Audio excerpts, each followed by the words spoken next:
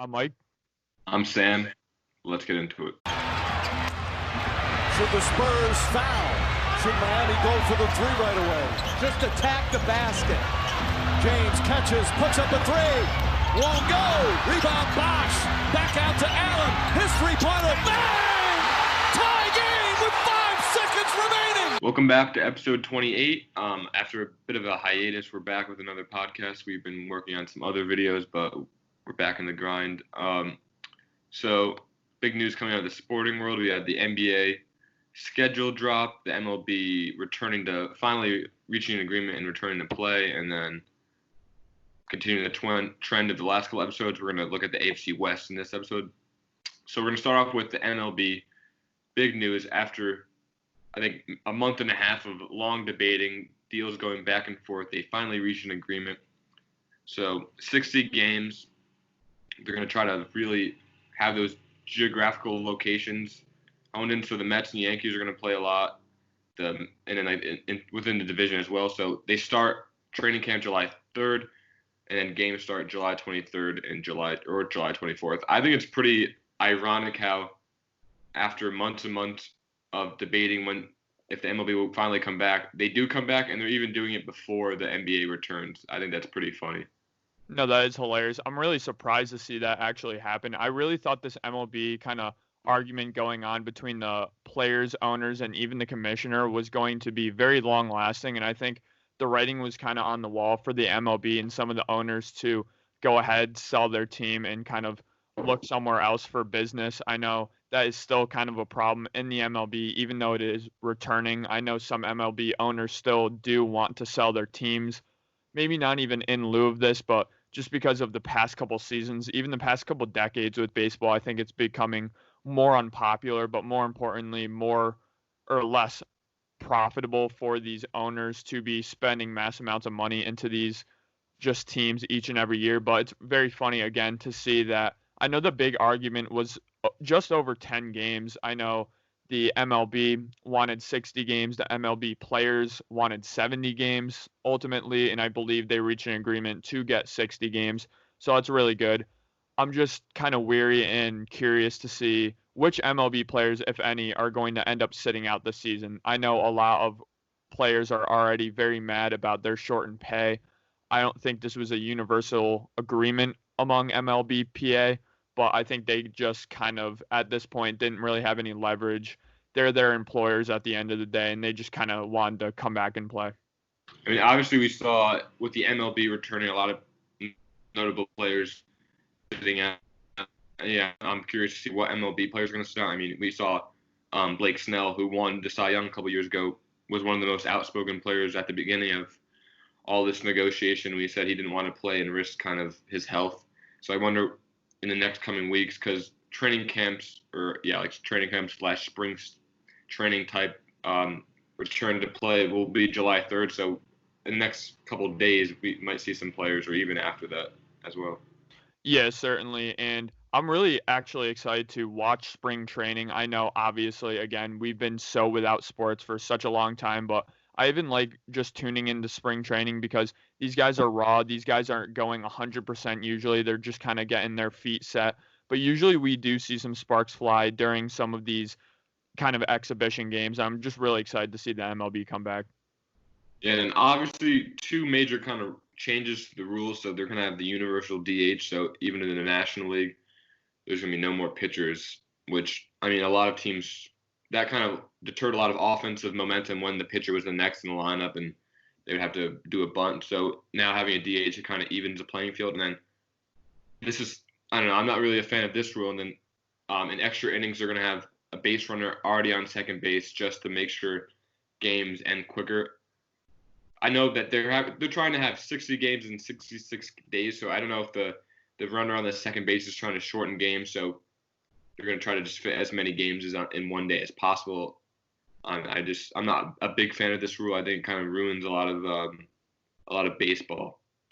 Yeah, I mean, it's going to add another roster spot for an important player who maybe doesn't have the skill set to be called up to the MLB, but is very fast, is a very smart and great base runner. So I guess it's good in that sense, and I guess it's good in the sense of, yes, speeding up the game, getting all the games done in the time slots they're supposed to be done. I'm sure they gave another hour, 2 hours of leeway for an extra inning type situation to happen. But yeah, I really don't like that rule. It kind of messes with the old integrity of the game and just the style that extra inning baseball has been run from for just a very long time. I certainly don't like that rule, but going off of the point you kind of said about the 60 games and 66 days, I think that's a really very exciting new frontier that the MLB is kind of crossing into, because we never see game in and game out MLB games really mattering until the last 20 games, 30 games of the MLB season. So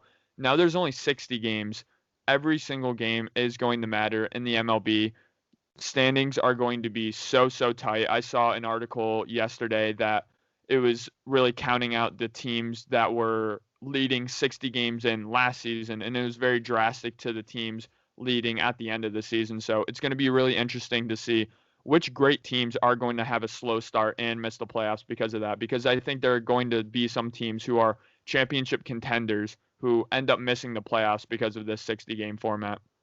Yeah, I mean, you could definitely see some dark horse teams kind of sneaking into the playoffs. I mean, even in any sports league, there's always that really bad team that starts off really hot. So even if a poor team in the MLB starts off hot, they can make the playoffs. I mean, and also kind of the point you made about really good teams not being able to make a run to the playoffs because of a slow start or injuries. The Yankees, this kind of works out in the Yankees' favor by starting a little bit later in July because they've had some injuries. Aaron Judge has been hurt. Aaron Hicks has been hurt. I mean, they've kind of littered with injuries all of last year and a lot of in this offseason as well. So coming into a later season, the Yankees can get healthier and get their bigger bats back in the lineup. Yeah, and that's a good point you just made. I think it could be a positive potentially or a big negative potentially for injury-prone teams, injury-riddled teams, because in one sense you look at it and say, well, there's only 60 games they're going to be playing, only this amount of playoff games they're going to be playing. The chance of an injury happening will be lower and a lower risk, but at the same time, if you do have injuries, now you could be out for all season when the injury would only happen for 1 to 2 months in the regular MLB season that we usually see, and they could be back by playoff time. They could be back by the end of the season to make a playoff push, but some players potentially, they're going to, again, suffer an injury that usually isn't season-ending but will be season-ending under this new rule and this just new climate for the MLB. So I think that's something to really look out for going into the MLB season as well.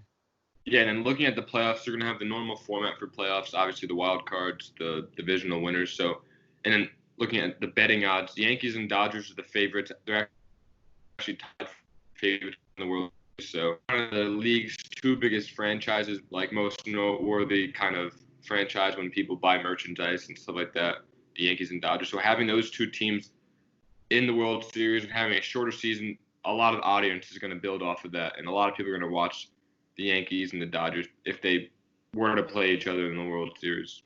Yeah, I know the Dodgers-Yankees kind of rivalry in the World Series is so long-lasting. I know they had so many fights during the 40s, 50s, 60s. I mean, throughout their history, they've been the two teams that have been the staple to be in the World Series. So I think it would be so exciting and so great for the MLB in this shortened season. So many things changing.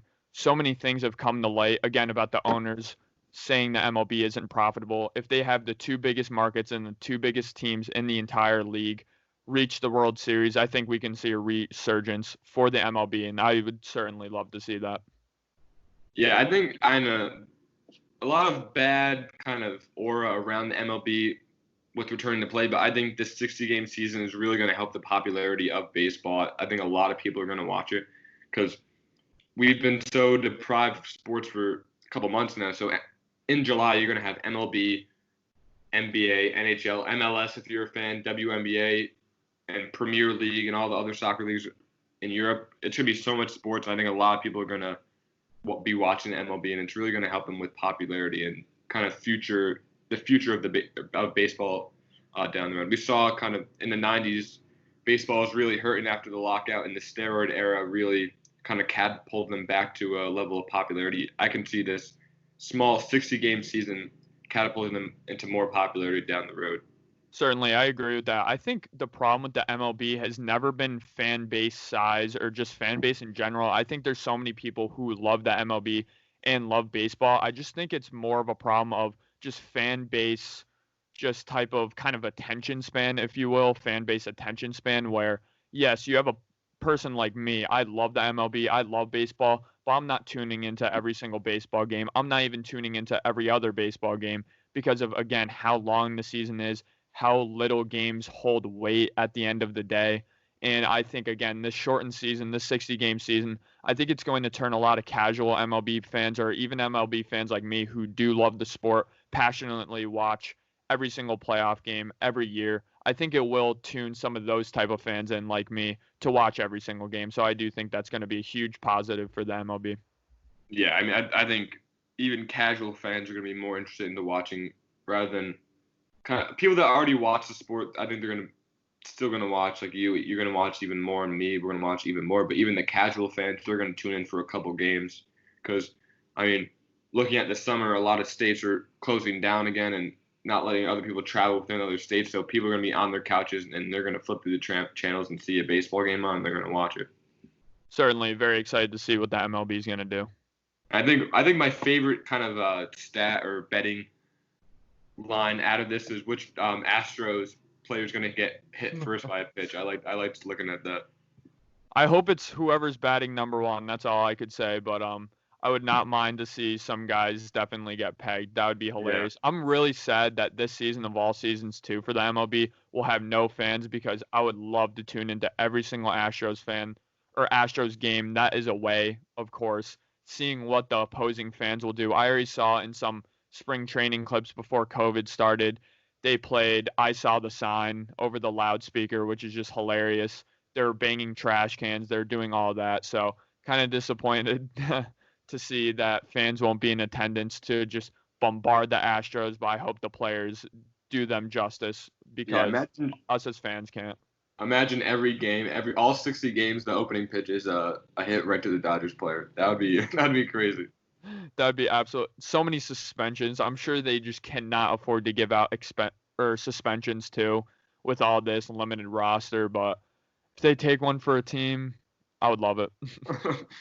So moving on to our next topic, the NBA dropped their schedule for their return to play. So obviously, each team is playing 8 games and then moving into the playoffs. So opening night, we have the Utah Jazz versus the New Orleans Pelicans, and later on in the night we have one of the biggest games of the year, the 2 best teams in the league, Clippers versus the Lakers. So I mean, right off the bat, you see NBA is trying to hone their audience back in with 2 very exciting games. These 2 basketball games. Yeah, I'm really excited for the NBA season to return. I love how they just dropped the schedules because, I mean, it's really getting us excited. I love, again, like you just read off the opening slate, just absolutely perfect. Now, I know there's going to be a maximum of 7 games per day, which is just absolutely fantastic. Getting into that a little bit more, there's going to be 3 total courts, but 2 of them are going to set up to be nationally televised. So no matter what, even if there aren't televised games, I believe they're going to format it so each and every day, really, there are going to be games nationally televised throughout the entire day, which is really exciting. I think tip-offs are going to range from noon Eastern time to 9 p.m. specific Eastern time. So that's really exciting. But getting into some of these matchups, Clippers-Lakers, this is going to be really hard fought. I'm really excited to see, or kind of nervous as somebody who does want to see the Lakers succeed in this postseason, to see what these kind of role players are going to be able to do. LeBron James is going to get his numbers. Anthony Davis is going to get his numbers. It's all up to these role guys on the Lakers, as it has been throughout this kind of series in this season, where who's going to step up next for the Lakers or who's going to step down. I think that's really going to be the key determinant of this matchup. If I had to predict right now, I think the Lakers are going to win this opening game just because I think LeBron and Anthony Davis are going to come out a little bit sharper than the other pair with Claw and Paul George. What are your thoughts on that? Yeah, I definitely can see the Lakers winning this matchup. LeBron's been trading. You've seen videos. And I think some reports, it may be illegal, but the Clippers, I mean, the Lakers kind of staged a practice within their whole team during the quarantine. So we don't know if sanctions will come down on them, but that's besides the point. I think the Lakers are going to come out more ready for this matchup and more excited because LeBron has a lot to prove coming into this postseason. Losing players like Avery Bradley and kind of a lot of it's being put on his back to see if he'll be able to perform well. Certainly, and I know post All-Star break, LeBron, I mean, he was playing great throughout the season before the All-Star break, but I know he really took it to another level post All-Star break. Not only was all of his scoring numbers up, I know his assists were slightly down, but I think that's good for LeBron. But his shooting splits were just way up. His field goal percentage was way up. So just to see LeBron kind of ride that momentum that he was riding post All-Star break, I think that's going to catapult them to a win. Some significant matchups here. I think Celtics Bucks is going to be very key to see who the Celtics are really going to throw on Giannis Antetokounmpo, if they're going to have an answer for Giannis Antetokounmpo, because I think this team is one of the best suited teams in the East to beat the Bucks potentially, besides teams like the 76ers, who did struggle throughout the regular season. Their real lack of shooting, I think, is a real problem for the 76ers. I mean, they really lost their only shooter in J.J. Redick last season. This season, you really saw that come to fruition with no shooters. I think that Ben Simmons and Joel Embiid are so redundant in the same offense. They really don't complement each other's games. So I do think the Celtics are better than people expect them to be going into this bubble. I think they are going to be, along with the Heat, along with some other teams in the East potentially, the team to beat for the Bucks. So I'm really curious to see that Celtics-Bucks kind of matchup play out as well. Yeah, I think kind of a lot of ways we also put on Kemba Walker because he's never been in a stage like this before. I mean, he's made the playoffs a couple times when he was on the Hornets, but it was kind of a lower seed. It's not really going to make any damage. But him being on the Celtics and kind of being that guy with Jason Tatum, a lot of weight is on his shoulders to perform on a big stage. And also with Giannis, we saw him last year winning MVP, and then he lost to the Raptors with Kawhi. And he kind of there's that famous of Kawhi dunking on Giannis, kind of summarizing the whole series really. So a lot of players, notable players, have a lot of weight on their shoulders to be able to perform coming back from such a hiatus. And also with kind of the Raptors, 76ers, Celtics, these 8 games are going to be very important for them for seeding wise because they can end up playing the Pacers, which are historically a tough team to play in the playoffs, or they can end up playing the Nets, who are not going to have Kevin Durant. Probably they're not going to have Kyrie Irving probably, so they're going to play a weak Nets team if they're able to get to a 2 seed or a 3 seed. It's going to be important for those 3 teams to win these 8 games. Yeah, great point you made about the East. It is going to be very important for seeding because you see 1 through 8. I mean, even you have the Brooklyn Nets. I know they're not going to have Kyrie Irving. They're not going to have Kevin Durant, but Spencer Dinwiddie and company, they're nothing to be taken lightly of.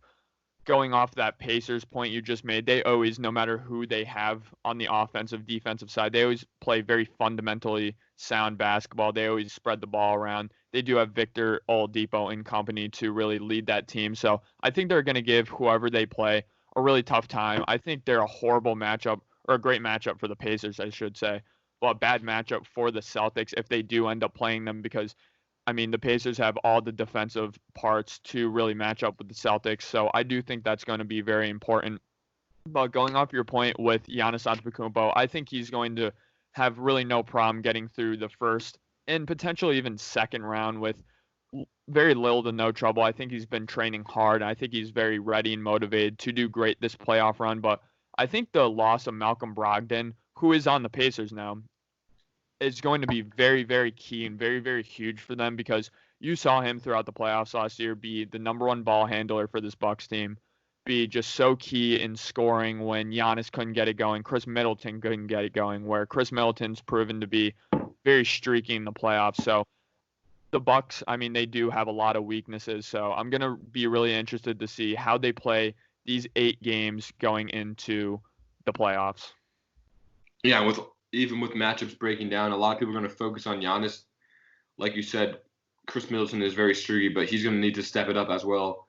Kind of being that number 1 scoring option when all the eyes are on Giannis, he's going to need to make some bigger shots and really kind of catapult himself into a better hierarchy of the players around the league. Yeah, and going into some of the strength of schedule that have been released for all of these teams. Now, I know the Pelicans, very unsurprisingly, have the easiest schedule, the Yeah, only team in this, that makes which me is just very mad. ridiculous. Yeah, that's The ridiculous. NBA They're is not even trying to clearly hide it. trying to get sorry, the NBA is clearly trying to get Zion into the playoffs, giving him such an easy schedule. The only good teams they have to play are the Jazz and the Clippers. It's so obvious. I don't know. It's that made me mad when I looked at that. They are the only team in this 8-game little tournament to have a collective record against the teams they're playing under 500, which really is just incredible where you're gathering the best NBA teams to play in a bubble and you have a team that is going to be playing a teams of an average of under 500. So that's pretty incredible. I know the 76ers are just over 500. They have a pretty easy schedule. The Kings have an easy schedule, which granted they should. The Nets have a pretty easy schedule. The Celtics have a pretty easy schedule. But getting into some of the hardest schedules, man, the cards are really stacked up against the Raptors. They have by far the hardest schedule, along with the Miami Heat. These are two teams where so dark horse going into the season. Nobody had real expectations for them, especially the Raptors losing Kawhi Leonard, and they haven't even skipped a beat. I think they are on pace for a better record without Kawhi Leonard, but obviously the NBA is really trying to drive some narratives here with giving the Raptors the hardest schedule and giving the Pelicans the easiest schedule. Again, you have the Heat with a hard schedule, then the third hardest schedule is going to be the Los Angeles Lakers, which I do think is fair, and I do think it's going to be good for the Lakers because these 8 games are not meaningless, I would say, but pretty just unimportant for the Lakers in terms of seeding. I think it's going to be good to play some tougher teams to kind of get their feet wet and just prepare for the playoffs. Yeah, I think with the Lakers, it's going to be they're already in the playoffs. They don't have to worry about that. I think these 8 games are going to be an extremely hard, tough kind of spring training for them to get back into basketball shape. I know we talked about how they've been practicing already, but they have been playing against each other, and then now they're going to play real competition and real playoff-like situations. This is going to be really good for the Lakers, and kind of if they end up winning the majority of these games, that's going to show what kind of damage they're going to make in the playoffs. Yeah, and certainly do not be surprised if the Lakers end up with just a 50% record or a losing record in these 8 games. Really do not be surprised. LeBron James is notorious for starting off seasons bad, losing game ones of series. LeBron is a player who always never panics, wants to get his feet wet, wants to see who he's playing against, what he's got in his own team. So don't be surprised to see the Lakers go 4-4, even 3-5, something like that, because LeBron James, I mean, he's going to be going 100%, but some of his teammates I think are going to be a little bit rusty, and I think we're going to see some frustration for the Lakers with these first 8 games, but hopefully they're able to transition into a better playoff run. Yeah, and then also looking at kind of teams that have tougher schedules, we also have the Memphis Grizzlies that have a pretty tough schedule as well. And that just shows how the NBA is kind of coddling Zion Williamson, and then they're giving John Morant kind of the butt of the end of the stick by trying to oust him out of the playoffs and get the Pelicans in there. But I think this is going to be really good for John Morant. It's kind of going to put a chip on his shoulder, and he's going to work extremely hard to win these games and get the Memphis Grizzlies in the playoffs. I mean, we saw him do it all season, just getting them to an 8 seed in the Western Conference. So I'm excited to see what Ja can do in these 8 games. I think we're going to see a lot of spectacular moments in these 8 games and in the playoffs as well. There's going to be so much basketball to be played, and some of them aren't even going to be national television. So as a casual fan, you might even miss some awesome moments. Yeah, certainly. I'm so excited to see some of these playoff moments. Obviously, last year we had some absolutely incredible playoff moments in the NBA. We had Kawhi Leonard, that Game 7 winner against the 76ers. I actually saw on Instagram, I think, people pointing out that Kawhi Leonard blatantly traveled on that play, like very blatantly, and nobody kind of realized it until just now. Doesn't really matter in the grand scheme of things. Just kind of wanted to throw that out there. But getting into some just great playoff moments, I do think we're going to see in this playoff run. I do really want to see the Clippers-Lakers in the Western Conference Finals. I think that would be absolutely fantastic. I mean, throughout the years, we've seen LeBron James have some just incredible playoff moments. One that comes to mind right away was Game 6 of the 2012 Eastern Conference Finals. LeBron James is coming off of a season where, I mean, he's hyped up. He's a supervillain. He wins the MVP, and he has 18 points per game in the finals. For lack of a better term, in terms of LeBron James's playing style, in terms of his career, I mean, that's an absolute choke. He absolutely laid an egg in the finals in 2011. Going into 2012, I mean, the entire world, this is when the peak of LeBron James sucks. LeBron James as a choker was at its all-time high. LeBron really needed to show out in the playoffs, and down 3-2 against an older Celtics team, a Celtics team that a lot of people thought were out of their prime. Still great, though. I mean, LeBron James's legacy would have taken an all-time hit. I don't think he would have ever been able to recover from. He still had 0 rings at that point. Then LeBron James, before the game, put on his headband, had that infamous LeBron James look, and ended up going out there, dropping 40-plus points, absolutely destroying the Celtics in Game 6, going back to Game 7 and having an absolutely fantastic showing in Game 7, going into the Thunder series, playing 3 potential future MVPs, and really just wiping the floor with them in 5 games. The Thunder really only won 1 game because Russell Westbrook dropped 40-plus points in one of those games, but that's one of my certainly favorite playoff moments and little playoff runs of all time by LeBron James to capture his first ring. Yeah, I mean, I think this playoff season we're going to see so many great moments from LeBron with the Lakers. I mean, a lot of people, he didn't make the playoffs last year. A lot of people are saying kind of just he's slowed down a little bit, but obviously he's an MVP candidate this year. He's just really kind of showing people he still got it, and I think we'll see a lot of memorable playoff moments because it's LeBron James in the playoffs. I think he's one of the greatest playoff performers of all time. Obviously, looking at 2018, I'm sorry, he had so many iconic moments in just one playoff run. I mean, against the Raptors, he had that running teardrop shot at the end of the game. Against the Pacers, he had that deep 3-pointer against right over the guy's face. I mean, we're going to see some iconic LeBron moments in this upcoming playoffs. Yeah, it's a great point you just made. I mean, LeBron James, I do still think he's the greatest player in the world today. I think he's the greatest player going into this playoff tournament.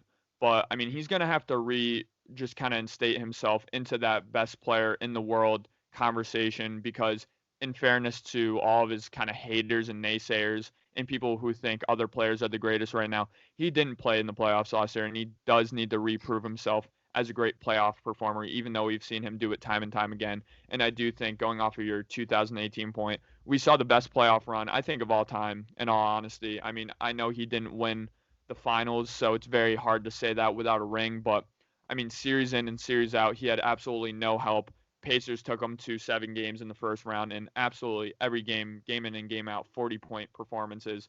I mean, goes into the next series, absolutely embarrasses the Raptors, sweeps the floor with them, causes the Raptors to totally disassemble their team, disassemble their coach of the year, just rip down that roster. I mean, there's no 2019 Raptors without 2018 LeBron. People need to remember that and need to realize that.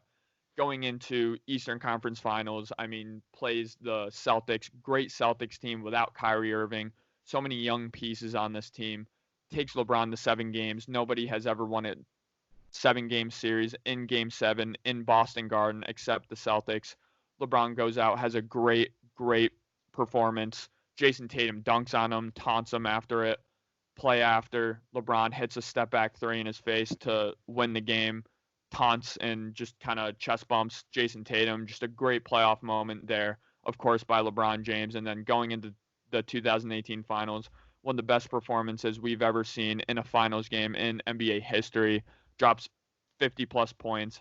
Don't even want to talk about the end of that game right there, but really just a great playoff performance from LeBron James the last time we did see him in the playoffs.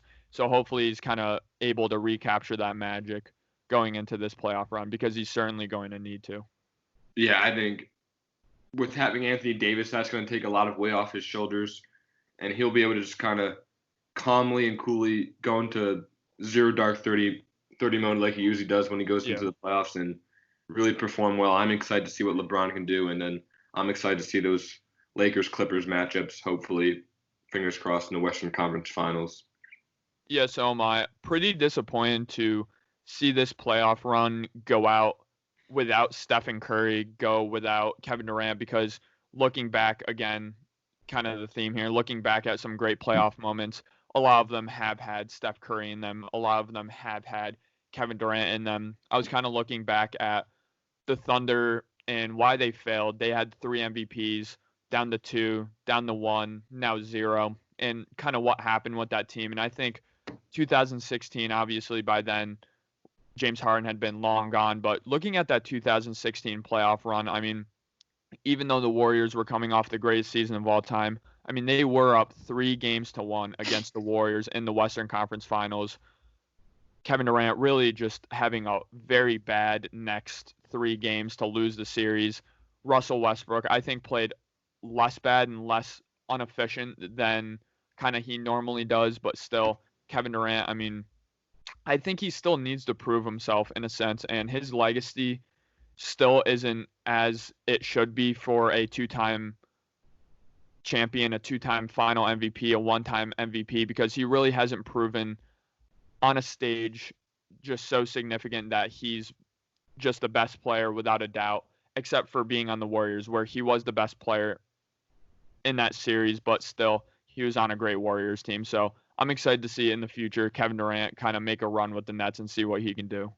Yeah, as a Knicks fan, I haven't seen much playoff basketball, so I kind of adopted the Thunder as my playoff team.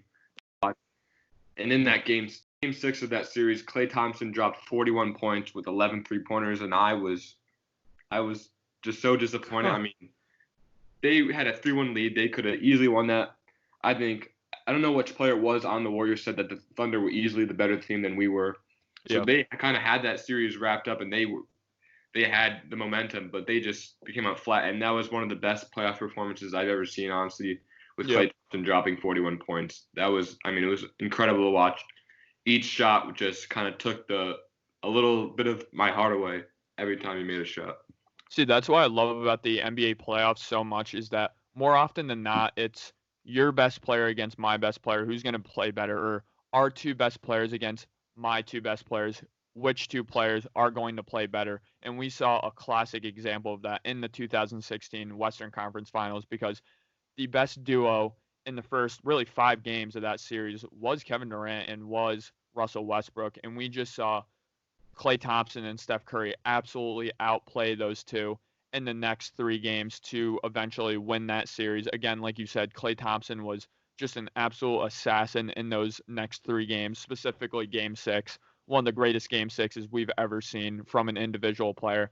And then Steph Curry had that very infamous, really deep 3 in some of those games as well. So, I mean, just a really great showing for Steph Curry, where I think it would have been a huge legacy hit, kind of not looking in hindsight, looking at the series just before the finals. I think that would have been a huge legacy hit to see him kind of get basically run off the court and kind of destroyed in the Western Conference Finals, coming off a unanimous MVP. Now, I know that didn't matter considering they lost 3-1 or up 3-1 in the finals, but I think that was huge for Steph Curry just to kind of put that team on his back with Klay Thompson, say, we're not out of this yet, and just show great resiliency and end up winning that series. Yeah, I think the Warriors being down 3-1 in that series, I think they were able to go into the locker room and be like, we're champions already. We know what it takes to win. And with the Thunder not having a championship and losing one against the Heat, they kind of didn't know what it was like to be the best in the league. So they kind of didn't have that motivation that the Warriors did. And I think that's kind of really what helped the Warriors come back from 3-1. Yeah, and I think it really exposed just the Thunder play style of, I have the ball, now I'm going to let you have the ball for a couple possessions. I mean, we saw possession in and possession out in those Western Conference Finals for the Thunder, just Russell Westbrook standing way on top of the key while Kevin Durant did his thing, or vice versa, Kevin Durant just kind of seeming disinterested in the game, not being involved, just standing on the key, being frustrated, having no other shooters. And I think that's really when we did see the evolution of Kevin Durant when he went on the Warriors, because when you're on the Warriors, you can never stand in place at one time on offense. You always have to be running around the perimeter, running around screens, really just being involved, playing in, play out, even if you're not going to have the ball in your hands. So that's something the Warriors have been able to do. That's something, or that's a reason why the Warriors have been able to be so great throughout the years, is because of their offensive ball movement. They're constantly running. They're constantly tiring out the other team. So I think that's when we saw really a step up in Kevin Durant's game. But again, I'm really excited to see the Warriors be in the postseason again in the 2020s, because I do think they're still going to make a couple runs at it. Yeah, I think when they have kind of the organization they have in the Warriors, and they have Steph Curry, they have Klay Thompson, and they have great young players with Zach Pascal. I think they're going to be really great for they're going to be great for the foreseeable future. But kind of the point you made about Russell Westbrook kind of being a little immature when he was on the Thunder, I think him being on the Rockets, he kind of reevaluated his playing style, and he kind of changed it up a lot. And I'm excited to see what him and James Harden can do within these 8 games and within the playoffs. I think they're probably going to make the playoffs, but I'm excited what he can do, kind of being the second fiddle on knowing he's the second fiddle on the Houston Rockets. Yeah, I mean, besides Chris Paul, I can't think of one NBA player that is still in the league currently that has left so much on the table time in and time out in the playoffs, other than the duo of James Harden and Russell Westbrook. I mean, playoff in and playoff out, no matter who Russell Westbrook has had on his team. Kevin Durant, nobody. Paul George, I mean, he's fallen flat in the playoffs. He's fallen short in the playoffs. I mean, James Harden included. I know James Harden hasn't had quite the talent around him as Russell Westbrook has had throughout his career, but still, he's been a bit underperforming in playoff runs. So I'm really excited to see if this duo, who have really the same narrative around their careers, they're an MVP, they're great regular season players, but they haven't been able to put it together in the postseason. I'm really excited to see if these two players, who are once again reunited, could hopefully just really dismiss the entire narrative that's around their careers in one playoff run. That'd be great. Yeah, I mean, like you said, they're kind of the similar like narrative around them with the playoffs. So I think they can kind of lock arms and bear down, and hopefully they can make a deeper playoff run than they normally do. I know for both of them, the second round is kind of a struggle. I know James Harden got beat in the Western Conference Finals by the Warriors. I mean, they really need to kind of reevaluate the on the guy with specifically James Harden. He's got to kind of rely on his teammates more than he normally does. Yeah, and I think it's going to be a huge playoff run for Mike D'Antoni, because throughout his coaching career, I mean, we've seen him coach these great Phoenix Suns teams, coach these just great teams throughout his entire career. Obviously, most recently, these Rockets teams, these 60-win seasons, 50-win seasons. I mean, I'm pretty sure they grabbed the 1 seed over the Warriors one of these years that the Warriors were on this great run, and they haven't been able to kind of transition that into playoff success, and he hasn't had much playoff success throughout his tenure as a coach in the NBA. So I think it's huge for him, his narrative, and really his job security to be great in this playoff bubble. Yeah. We're just going to see so many great moments with so many games going on. I mean, obviously we have kind of the famous shot by Ray Allen against the Spurs in Game 6 of the NBA Finals. I think that's one of the great moments in NBA history. I mean, LeBron comes down, he misses the shot. Chris Bosh is able to tip the shot right to Ray Allen in his balls, and he steps to the 3-point arc and bangs it. I mean, that's one of the greatest moments, and also one of the great sports calls of all time as well. I mean, all those factors coming in together is just special. I mean, I hope we see something nearly as great as that coming into the playoffs. Certainly, me too. I mean, one of the greatest fourth quarters of an NBA game, fourth quarters of just really any sports games I've ever witnessed in my entire life. LeBron James, before that, the first 3 quarters, was really struggling, honestly. He had some of his numbers, had some of his points, but really off of very bad efficiency. But going into that fourth quarter, I mean, I think LeBron James had 14 points in that fourth quarter. Absolutely fantastic, barely missing any shots, and really having the Miami Heat come back. Hits a key, just crucial 3-pointer before that famous play we see. Goes down the court again, misses a 3-pointer. Maybe would have a huge hit on his legacy. Chris Bosh gets the rebound, passes it out to Ray Allen. Ray Allen hits the 3. Huge. We see Ray Allen, his veteran leadership, not want anyone to celebrate, not want anybody to get excited because of a shot, because they still had just a huge defensive possession going into that game, going into just the final seconds of that game, I should say.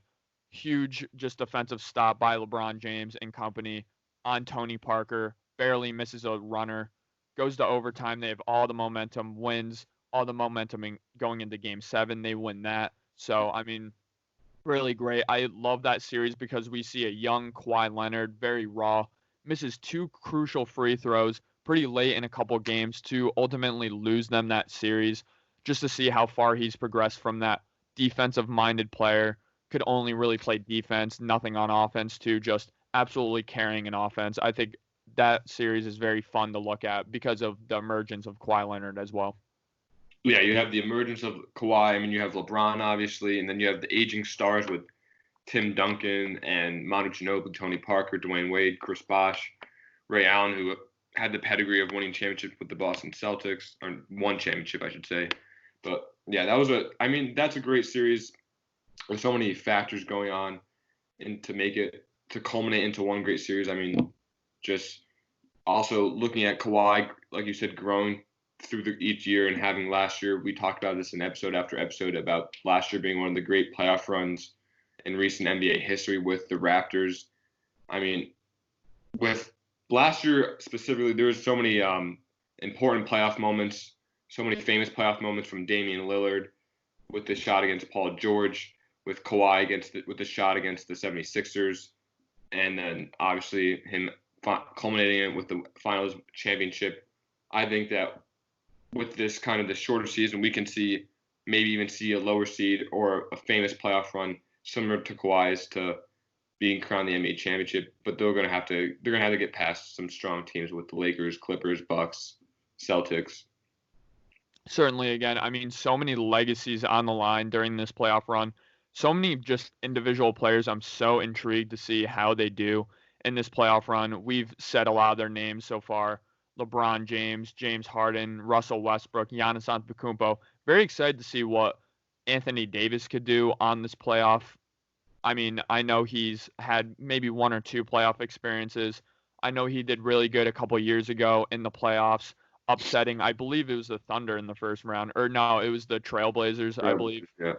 They upset, but that was really more due to Drew Holiday, Rajon Rondo, and company, rather than it was the superstardom of Anthony Davis. So I'm really excited to see how Anthony Davis is going to do, because looking at this Lakers roster, obviously we talked about in a short video, the just absence of Avery Bradley, I think is going to be big. Danny Green, I really don't trust him being consistent in this playoffs. He was very, very streaky last year with the Raptors. Had some huge games, had some absolutely horrible games, honestly. So I really do think Anthony Davis is going to have to step up, play huge, and be huge for this Lakers team. Yeah, I think you talked about the series against the Trailblazers when Rondo kind of really stepped it up as distributing the ball, and Drew Holiday with the defense and kind of took a lot off. I think with these Lakers, Anthony Davis and LeBron, they can take kind of weight off each other's shoulders, and they're kind of perform well as kind of a symbiotic relationship if they each feed off one another. But like you said, a lot of the role players are going to need to step up with these Lakers, because I think the Clippers just have a better roster up and down. So we're going to need to see players like Kyle Kuzma step up. KCP kind of needs to perform less streaky and less sporadically than he normally does. And in that shorter video, we had if the Lakers are able to sign Iman Shumpert and rather than signing J.R. Smith, I think that would really help them with the defensive side of the ball as well, because they're going to lose one of their best defensive player with Avery Bradley. Yeah, I know J.R. Smith is going to be the flashy signing, the signing that is more sexy, is going to get more people excited about this Lakers team and about just this NBA bubble in general. But I think if LeBron James has anything to do with the decision-making, obviously with 2018 being under his belt, with that whole J.R. Smith fiasco, not only do I think he's not going to want to sign him because of that, but really because of what the defensive work Iman Shumpert did do for LeBron James and some of his Cavalier teams throughout kind of his second stint in Cleveland. Iman Shumpert was much more important than people give him credit for. I mean, throughout NBA history, this is something I also love with the NBA. There's just each playoff series, each great team, each championship has great role players. We saw it last year with Fred VanVleet. We saw, I mean, just time in and time out, just these role players. I mean, even in 2015, Andre Iguodala wasn't viewed as a superstar player, ends up winning the Finals MVP. So some of these role players have such a key, vital role, and I know Amon Shumpert had such a vital role on these Cavaliers teams, playing great defense against guys like Steph Curry. So I think if they do sign Amon Shumpert, kind of summarizing the video we just made, that's going to be key for them with their defensive prowess, being the third best defensive team in the NBA. People forget that's a huge reason why the Lakers have been successful this season and why they were successful last season before LeBron got hurt. Yeah, I mean, playoffs are where a lot of role players and lesser known players are able to get their name with more recognition by outperforming some stars in some aspects. But yeah, I'm excited to see these playoffs and what's going to happen with the NBA returning to play. And I'm definitely going to try to watch as many games as I can, even though there will be 7 or 9 games a day, which is just awesome as a basketball fan. Yeah, me too. And kind of looking at the college basketball world, seeing what the tournament does for some players in terms of draft stock, draft position, the same exact thing happens in the NBA playoff format. We see time in and time out players who play way above what they can actually play on a consistent basis in the playoffs end up getting huge contracts because of it. We saw after 2016 Timothy Mozgov get this huge, outrageous contract, even though he wasn't very good in the 2015 finals. Anyway, I mean, we saw guys like Scary Terry have an absolute brand, just an absolute fan base be built around him because of how great he played in Kyrie Irving's absence. Gets this huge contract from Michael Jordan, classic Michael Jordan front office move right there. But I mean, we do see time in and time out just these players get huge contracts from their playoff runs. And I really do think we're going to see that this season going into next season because there's been such a hiatus of basketball. There's such a recency bias in basketball to the point where these GMs aren't going to remember some of the great regular season some of the regular seasons some players had. They're going to remember what they did in the Orlando bubble. So I think that's going to be huge for some role players to step up and earn their next contract. Yeah, because there's such a disconnect from when they stopped playing to now, so that more owners and GMs are going to focus on this bubble right here and how they can perform with such great pressure on them rather than the majority of the regular season. So Sorry, one more thing I did really want to mention about this NBA kind of startup real quick was there's a huge spike in COVID cases in Florida, which really does put this Orlando bubble in jeopardy. So I think that's something to also keep an eye on. Yeah, but I think, that's something to keep an eye on, but I think that they're really going to kind of close down access to the players and have the players really secluded from the rest of society, that it's going to be more safe. And they also have the sort of the mood rings on that track the players' health and stuff like that. So I think the NBA is really focusing on keeping the players safe. And I saw a quote from Adam Silver saying that there's a risk in everything for normal life now, so we just have to move on. So they're kind of just really bearing down for these playoffs. Certainly. So moving on to our next topic, we're going to go into the AFC West, continuing the trend from the last couple episodes. So AFC West having the Chiefs, Broncos, Raiders, and Chargers. So you want to start off? Yeah, sure. So the AFC West, I would argue that they are the best division in the AFC going into next year. They're going to end up playing the AFC East with the Bills and Jets, which is great for them. Pretty easy division. And they are going to face the NFC South, which is a very competitive division. So it's kind of evened out with their schedule. They're going to play teams like the Saints, the Bucks, the Falcons, etc. But I mean, you do have the Chiefs. You have the Super Bowl champions. I mean, they had an absolutely incredible season. They went 12-4 despite having Patrick Mahomes have an ankle injury, miss a couple games, kind of hobble around on that ankle the rest of the season. Again, they're still able to make that magical playoff run, beating the Texans from behind, beating the Titans pretty decisively, and then beating the 49ers from behind en route to their first Super Bowl victory in a very, very long time. I mean, Patrick Mahomes winning the MVP of the playoffs, of course, or of the Super Bowl, I should say, even though I think Damian Williams should have deserved it, should have gotten it. That's kind of a discussion for another day.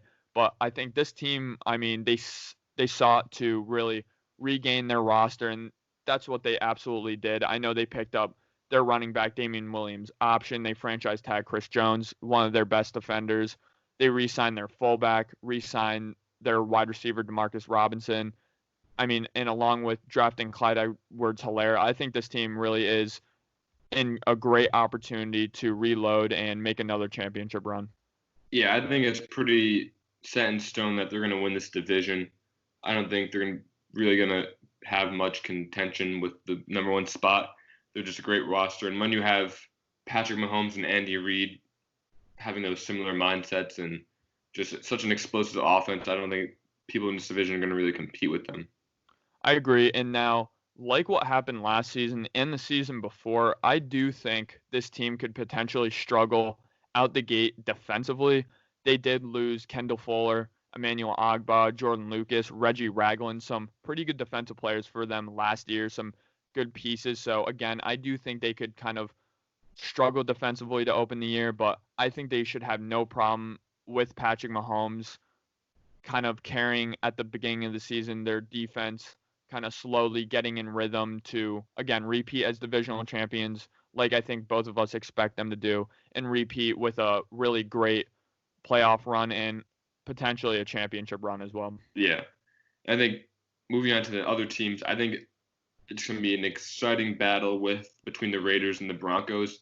Both these teams had great off seasons and great drafts. Obviously, the Broncos adding Melvin Gordon at running back and then drafting Jerry Jeudy, KJ Hamler to really complement Courtland Sutton. I think this Broncos' success really comes down to if Drew Lock is going to perform well or not. I know a lot of people questioned coming out of college if he was really a franchise quarterback, but I think the Broncos, John Elway always does a great job of reloading his teams. I think they're really setting up weapons around Drew Lock to have him perform at his highest ceiling that he can. And then looking at the Raiders, I mean, they drafted Henry Ruggs, which is a classic Raider move, and I really like Henry Ruggs because he's fast, he can catch the ball, he has great hands, he's very tough. They drafted Damon Arnett. They knew that was their guy at cornerback that they wanted, and they drafted Lynn Bowden out of Kentucky later in the draft in the third round, I believe, and he's kind of a Swiss Army knife, similar to Taysom Hill. And looking at their signings, they got Demarius Randall, Nelson Aguilar, Carl Nassib to really pair or add some depth with Max Crosby and Cleveland Farrell, and they added veteran leadership with Jason Witten. John Gruden's doing a really great job at adding kind of the players he wants on his team to really complement his offensive play style because he's one of the great offensive minds in the NFL. So I think these Bronco-Raiders matchups are going to be extremely important for who's going to come out in second place for this division. Yeah, you really hit it on the head with these two teams. I think it's hilarious going off of the point I was making earlier about the NBA. Recency bias in the NFL is absolutely a thing too. Everyone's looking at this Broncos team going into 2020. Wow, they had such a promising, great season last year. And then looking at the Raiders, oh my God, they had such an up and down, just such a bad season. And in reality, both teams won 7-9. So, I mean, really the main difference between the Broncos 7-9 and the Raiders 7-9 was that Joe Flacco really was slowing them down at the beginning of the season and middle of the season. When Drew Lock did step in the last, I believe, 6 games or so, they played absolutely fantastic. I think only losing one or two of those games, but the Broncos, I'm absolutely in love with their offseason. You said a player that I really am looking forward to seeing on the field in KJ Hamler. I know he did have some drop problems in college football last season, but he has absolutely blazing speed. I think it was a 4.27 unofficial time, so that's absolutely game-breaking speed. I mean, they did lose longtime cornerback Chris Harris Jr., who I think is such a great cornerback, more of a slot guy. And they did lose Derek Wolfe, but they traded for A.J. Boye and traded for Darrell Casey for really 5 cents on the dollar. So I think those two guys that they got in replace of the two guys that they lost is really just great. I think they're going to be able to fit in and really see no regression on the defensive end because of those signings. Again, like you mentioned, they did have Melvin Gordon come through free agency. I know everybody loves Philip Lindsay, and Philip Lindsay is a great running back, but he's not a guy that I think you can give 25 carries to a game and really bruise between the tackles because he is a smaller guy. So I do think that Melvin Gordon signing was very good for them. And yeah, their season really, I think, like another team, or I think like all three of the teams that aren't the Chiefs in this division, is really going to be reliant on their quarterback play, because I think all three of these teams that we're going to get into besides the Chiefs do have a great roster, do have some really good talent on their team, but it's really going to be dependent on the development of Drew Lock, how Drew Lock is going to do. If I had to predict, I do think this team is going to secure the second seed with the development of Drew Lock, Philip Lindsay, Cortland Sutton, who I absolutely love out of SMU, and Noah Fant, who is another really good tight end with a lot of promise. Certainly looked better than TJ Hawkinson last season. So I do really like the Broncos. I do think they're going to grab the second seed in this division. Yeah, I definitely leaning towards the Broncos getting the second seed in the division. I think the Raiders kind of are a couple of years from putting it away, are putting it all together and kind of becoming a better team than they are. I just think the problem is with the Raiders is they kind of, I mean, Damon Arnett, a lot of people weren't high on him, but kind of the Raiders picking him is more of kind of them having favoritism with players over than actual talent. Yeah. I think they just really fell in love with Damon Arnett. They could have got him in the second round, maybe even the third round if he dropped that far. And I know Henry Ruggs is a really great talent, but some people question CeeDee Lamb's better. I mean, Jerry Jeudy's better. So did they really need to take Henry Ruggs at that spot that they did? You know, a lot of the Raiders kind of jumped the gun in a lot of aspects. Yeah, I think they have ever since Mike Mayock and John Gruden has really come to the Raiders organization. I feel very indifferent about their offseason. I know a lot of people say they're a top 5 winner of the offseason. I know a lot of people say they did have a great offseason. And I know, I mean, they added Marcus Mariota, which is nice. They added a cornerback in Demarius Randall, who I do like. Nick Wazowski, I don't think I'm pronouncing his name right, but he's a very good linebacker. They have Jeff Heath, who's okay. Jason Witten, who's just kind of veteran leadership. They did add Nelson Aguilar, where I know Eagles fans hate him. He has a great ability of getting open, being great after the catch, just can't catch the football. They did have Carl Nassib, and they added, obviously, like you said, Henry Ruggs, Damon Arnett, which I do think are both reaches. So I think they do, again, a little bit of outsmarting, but I think they kind of outsmart themselves in a sense. They did lose Carl Joseph, who I really like that safety. They lost their entire running back room, really, except for, obviously, Jacobs. So, I mean, looking at this team, again, like I said about the Broncos, I do think it's going to be dependent on Derek Carr. I think it's going to be dependent on their quarterback play, because they didn't add guys who fit the system that they've been running. They added a guy in Henry Ruggs. They added a guy in Nelson Aguilar, who are deep threats, more or less. These are guys that cannot take a beating in the short to intermediate passing game, because Henry Ruggs is going to get hurt if he's running too many drags and slants. And same with Nelson Aguilar. He's not going to stay healthy if he's doing that. So this team throughout the past couple of seasons with Carr, he really just has not tested the ball downfield. He hasn't pushed the ball downfield.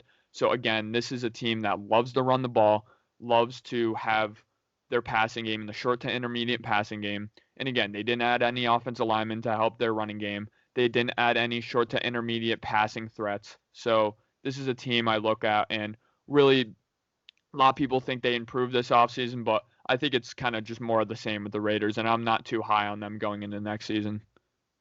Yeah, I can definitely see them kind of finishing 500 and maybe even a little bit below at 7-9 or 6-10. But going into the fourth team, the Los Angeles Chargers, obviously they have one of the best rosters in all of football. Yep. But obviously they struggle with quarterback play the past couple years, having Philip Rivers. I mean, 2018 he was pretty great. They made the playoffs. They beat the Ravens, but last year was just a huge flop. And as a Colts fan, that kind of scares me to see if Philip Rivers is able to perform the way he did in 2018. But now with the Chargers, they have Tyrod Taylor at the helm for probably the start of the season, what we're both going to assume. And then they have Justin Herbert. So obviously I think Tyrod Taylor is going to be great for Justin Herbert. I think Tyrod Taylor is a great leader and a great teacher for a younger quarterback. We saw him teach Baker Mayfield back in Cleveland. But I think for the Chargers to make any noise in this division, they're gonna need their quarterbacks to perform because they do have the roster around them. Certainly, and I mean, you hit it on the head again with the Chargers, one of the best rosters year in and year out in the entire NFL, and it's really been quarterback play that has hindered them. I know they went 5-11 last season, losing a lot of close games thanks to some of their defensive woes, thanks to Philip Rivers at times. And I do think this team had a solid offseason. I mean, they lost Philip Rivers, they lost Melvin Gordon, which you can say they did lose their offensive identity with those two players kind of getting out of town, but they do have Austin Eckler, who I do like at running back. And they did add Chris Harris, where I said he was a great player on the Broncos. I mean, I think their cornerback group with Chris Harris, with that addition, is by far the best in the league. They have a great, just outstanding cornerback trio. I'd be absolutely just so scared to play the Chargers if I was a quarterback. They did add some offensive linemen. They added some defensive linemen. They added a linebacker. So they had a really good offseason. I mean, in the draft, they did add Justin Herbert, obviously, and Kenneth Murray, one of my favorite players in the draft. I think he's going to be able to come in right away for this defense and be kind of that linebacker that they've been missing because they have struggled in the run game a little bit. So, again, like you said, this season will completely depend upon the development of Justin Herbert and to see how Tyrod Taylor does play, their new starting quarterback. So I'm going to be really interested. People are saying that Tyrod Taylor could start for the next couple of seasons, and I just don't see that happening. Tyrod Taylor is a guy where, I mean, Baker Mayfield just completely outplayed him in Cleveland, and we kind of saw the season that he had last season. So I think Tyrod Taylor is not their quarterback moving forward. He could put together some nice games, some nice drives here and there, but unless Justin Herbert really just shits the bed, I would be very surprised to see Tyrod Taylor start the entire season. Yeah, I can definitely see Justin Herbert kind of starting around week 6, week 7, week 8. I think that will be the time that he'll kind of be put into the starting lineup because, I mean, Tyrod Taylor, he's a good football player. He's good in college, but yeah, you're just not going to make a playoff run with him. You're not going to win a division with him. He's just an average quarterback. And I think he kind of the role that he can play in any organization, and he's really great at teaching young quarterbacks. Yeah. Kind of giving them the ropes to perform when their time has come. I mean, also going back to the point with Kenneth Murray, I think he was one of the best players in the draft. Yeah. He's an anchor at the linebacker position, so having him at middle linebacker, and then you have Joey Bosa and Melvin Ingram, and then with Derwin James, Casey Hayward, Chris Harris, they have a great defense side of the ball. So it really comes back to the quarterback and the offensive side of the ball to win games. Certainly, and I know I wasn't too high on Justin Herbert. I don't think you were too high on Justin Herbert as well. I think I was a little lower than him than you were, but Justin Herbert, again, if they can kind of script the first couple of games for Herbert, like we saw with Drew Lock, I think the Denver Broncos did a great job with their game plan with his first couple of games. Late in the season, some teams were already out, so Drew Lock was kind of able to feast on the weak in a sense, but I think if Justin Herbert could kind of forge the same path as Drew Lock did next year, I think this Charger team can be dangerous. And I really don't like saying I think they're going to finish 4th in the division because they arguably have the most talented roster in the entire division, even over Super Bowl champions Chiefs. So I don't like saying they're going to be the 4th team in this division, but just looking at their quarterback room in general, it does seem to me that they're going to be the worst team in this division, even though I do think I would not be surprised to see them making a playoff push come December, come January. Yeah, I don't know. They might make a playoff push because later in the season, defense comes in handy. So, and they have that. So I can see them kind of making a small playoff push. But I can even see them passing the Raiders in this division, finishing 3rd. Yeah. Because this division will have a lot of fluctuation within it during the season, and also with the quarterback rooms for each team. It's just hard to compare your quarterback room to the Chiefs when they have Patrick Mahomes, who is probably the MVP favorite going into this year. So, yeah. So, I mean, it'll be interesting. Keep an eye on this division. A lot of fun football out west. Yeah, I'm excited to see if at any point in the season, maybe a week 17 potentially, if the Chiefs are just absolutely running away with the entire AFC to see Jordan Tahamu, I believe I pronounced his name somewhat correctly, the quarterback from the XFL. I think unanimously we can say he was the second best quarterback in the entire XFL. See him kind of play some games. Maybe he'll not even make the roster, but I would kind of see him, or I'd be excited to see him play in the NFL, certainly. Yeah, I'm a big fan of Jordan Tayamu. I saw him live at Ole Miss when I went down there for a game versus LSU, and the Ole Miss team was really struggling when they had Shea Patterson at quarterback, and he got hurt. And then once they got Jordan Tayamu at quarterback, they started driving the field against LSU, and they scored a couple touchdowns and kind of changed a little bit of the momentum of the game. And he's a good football player, and he can really get a team to focus and really have them perform better than Shea Patterson was having them perform. And we saw Shea Patterson go to Michigan and kind of flop there too. Yeah. And he was pretty terrible at the scouting combine. I don't even think he got drafted. Yeah. I mean, if you wanted to see shitty quarterback play, watch Shea Patterson. I mean, he's pretty painful to watch with all due respect. But kind of wrapping up this division here, I think the Chiefs are certainly an absolute lock to win this division, barring an injury from their superstar, Patrick Mahomes. I would project that the Broncos will grab the second seed as they did last year in terms of kind of divisional record and matchup. I do think the Raiders and Chiefs are going to battle for the last spot in this division or battle for the third spot. If I had to guess right now, I think the Raiders are going to come in third and the Chargers are going to come in fourth. Yeah, I'm going to go with the Chiefs in the number one spot in this division. And then these next three teams, I won't be surprised. There's a lot of fluctuation between all of them. I can see the Chargers finishing second, Chargers third or last, Broncos second, and so on and so forth. But I'm more favoring the Broncos to finish second, the Raiders to finish third, and the Chargers to finish last.